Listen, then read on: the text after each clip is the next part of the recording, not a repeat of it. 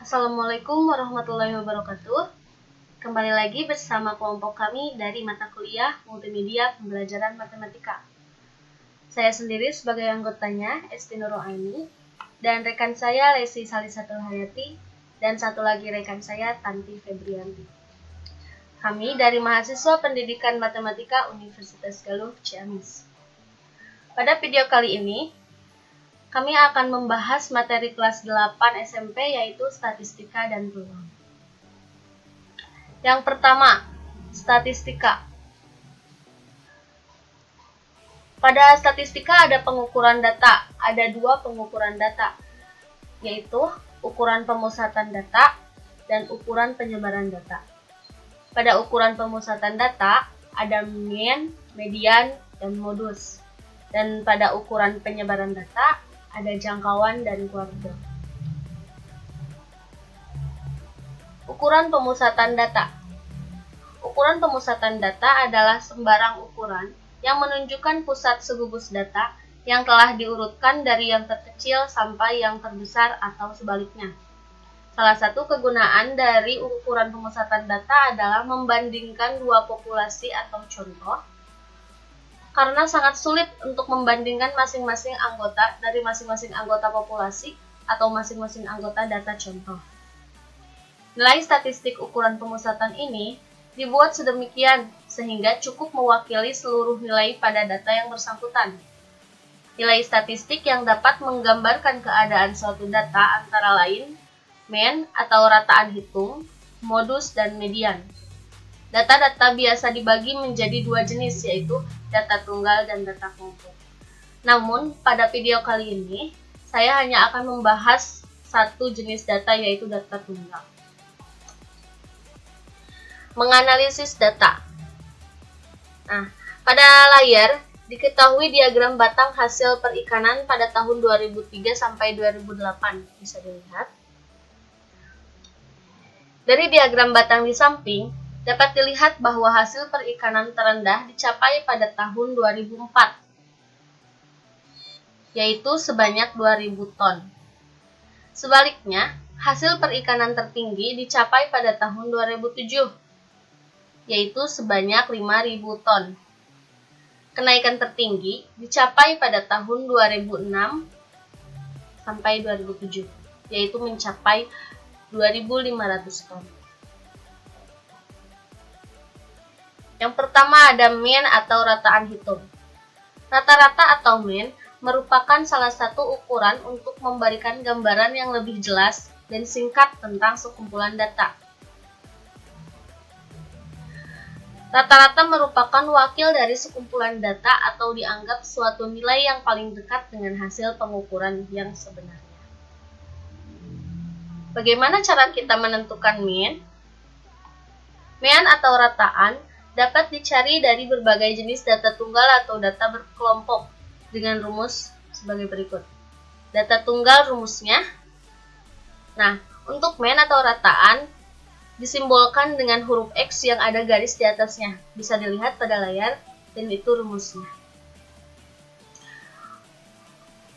Untuk data berkelompok, rumusnya seperti ini. Mean sama dengan sigma Fi Xi per sigma Fi. Contoh soal. Saya mengambil contoh soal untuk data tunggal. Hasil ulangan mata pelajaran IPA yang didapat dari salah seorang murid selama 1 semester adalah 7,5, 8, 7, 6,5, 7, 7, 6,5, 8, 7,5, 8, 7, 7.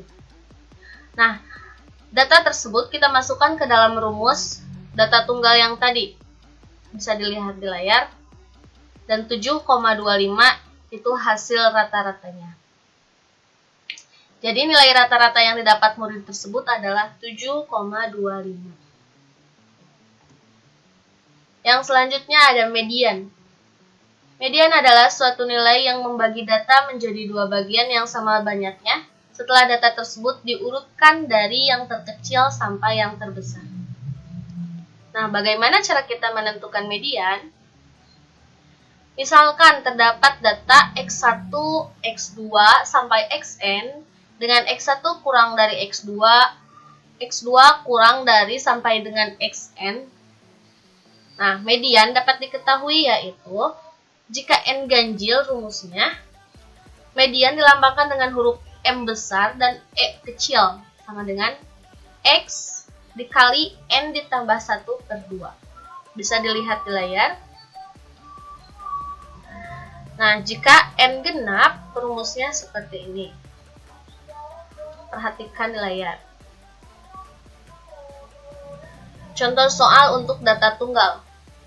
Sebagai ilustrasi, terdapat data 2, 2, 4, 5, 5, 7, 7. Itu datanya sudah diurutkan dari yang terkecil ke yang terbesar. Maka median data tersebut terdapat pada, kita hitung datanya ada berapa? 2, 1, 2, 2, 4, 3, 5, 4, 5, 5, 7, 6, 7, 7. Berarti ada 7 data itu termasuk ke dalam N ganjil. Jadi rumusnya ME sama dengan X dikali N ditambah 1/2. Hasilnya adalah X4. Kita lihat X4 itu ada di data berapa? Ada di data 5.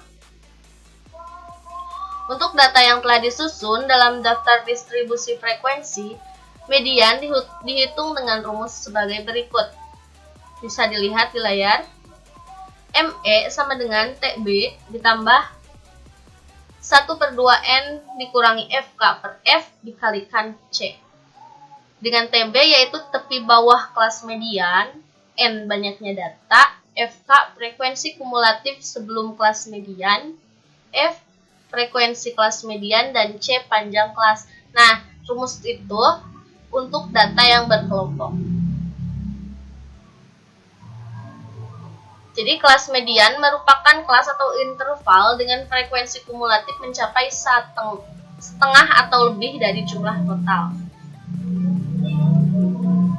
Selanjutnya, modus. Modus merupakan nilai data yang paling sering muncul atau nilai data yang punya frekuensi terbesar. Bagaimana cara kita menentukan modus? Lihat contoh. Diketahui sebuah data 2, 2, 2, 3, 4, 4, 5, 7. Dari data tersebut, kita sudah mengetahui modusnya. Modus itu karena artinya nilai data yang paling sering muncul. Jadi pada data itu, angka yang sering muncul adalah 2. Jadi modusnya adalah 2. Nah, data untuk yang selanjutnya bisa dilihat.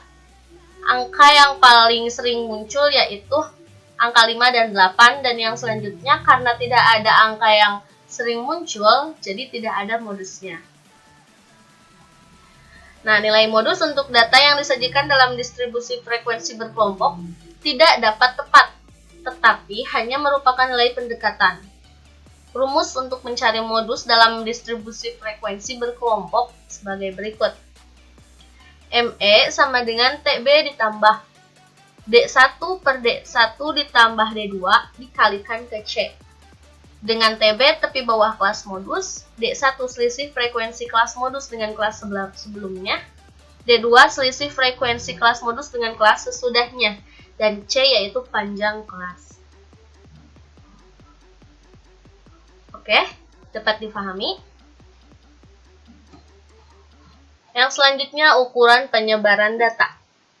Penyebaran atau dispersi adalah pergerakan dari nilai observasi terhadap nilai rata-ratanya.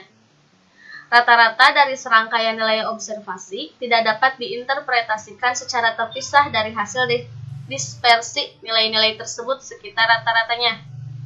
Makin besar variasi nilai, makin kurang representatif rata-rata distribusinya.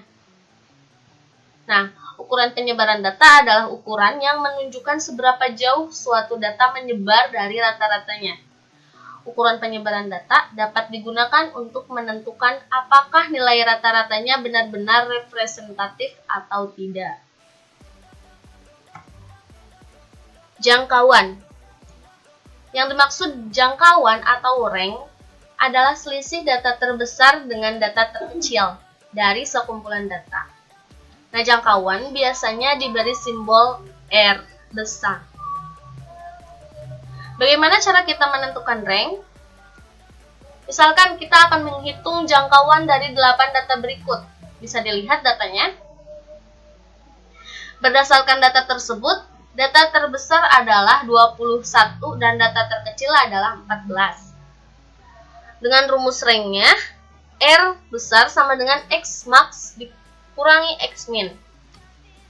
Dengan R rank, X max data terbesar dan X min data terkecil. Jadi dengan menggunakan rumus di atas, kita dapat mengetahui jangkauannya dari data di atas, yaitu 7. Karena 21 dikurangi 14 adalah 7. Yang selanjutnya ada kuartil. Kuartil adalah nilai-nilai yang membagi data yang diurutkan menjadi 4 bagian yang sama. Bagaimana cara kita menentukan kuartil?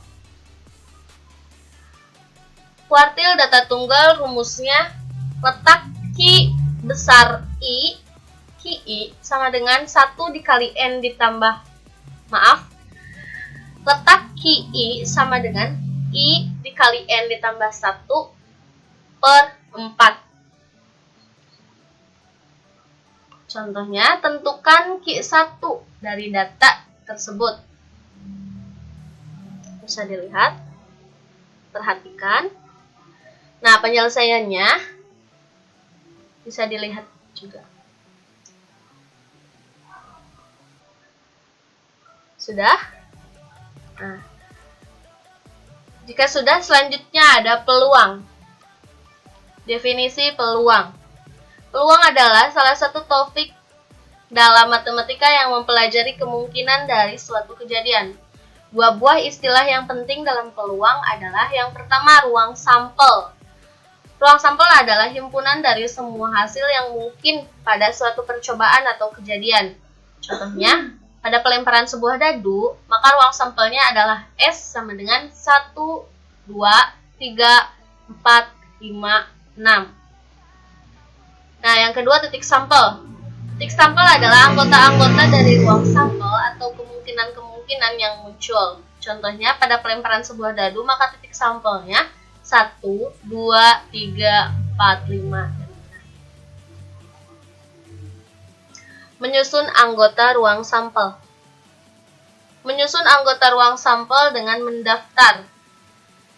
Dilihat pada layar ada satu buah koin dengan tampak depan dan tampak belakang. Misalkan koin pertama muncul angka A dan koin kedua muncul gambar G. Pada kejadian dari pelemparan tersebut adalah A, G. Semua hasil yang mungkin terjadi dari percobaan tersebut adalah bisa dilihat di layar.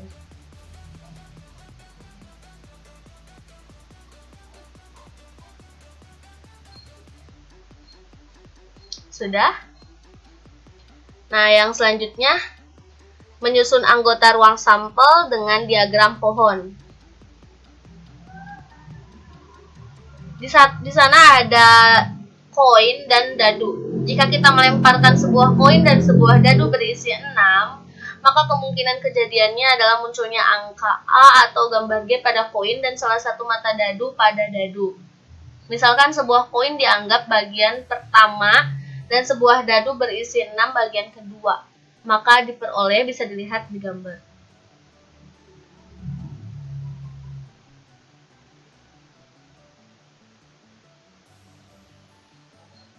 Sudah?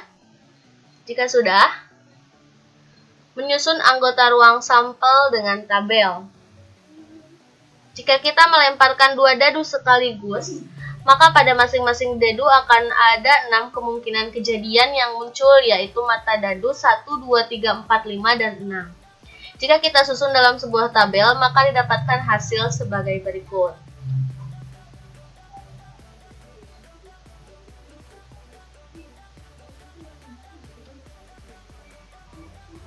Nah, untuk video kali ini dicukupkan sekian. Bila ada yang ingin ditanyakan, mohon komen di bawah. Dan bila ada yang menambahkan, bila ada yang akan menambahkan juga tolong komen di bawah. Saya Esti Nurul Aini dari kelompok multimedia pembelajaran matematika bersama rekan saya Lesti Salisatul Hayati dan satu lagi rekan saya Tanti Febrianti. Mohon maaf sebesar-besarnya bila ada yang salah. Wassalamualaikum warahmatullahi wabarakatuh. Terima kasih.